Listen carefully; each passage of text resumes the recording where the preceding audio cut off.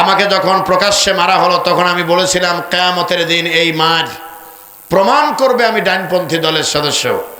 তার কারণ আল্লাহ যদি যার্রা পরিমাণ ভালো মন্দ দেখাতে সক্ষম হয়, আমার মাথায় যে আঘাত লেগেছে এটি কি যার্রার মধ্যে পড়বে না? নিঃসন্দেহে তিনি দেখবেন আমার গাড়ি সহ আমার ড্রাইভার সহ 14 দিন আটকায় রাখার কারণটা কি, নিঃসন্দেহে তিনি তা দেখবেন। তখন আমি প্রমাণ হব আল্লাহর কাছে আমি ডানপন্থী দলের লোক। বলেন ঠিক কিনা?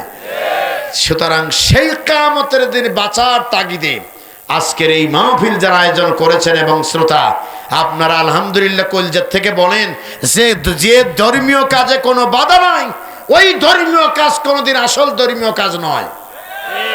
মনে রাখতে হবে দিনের পথে চলতে গেলে বাধা অবধারিত, বাধা আসবেই।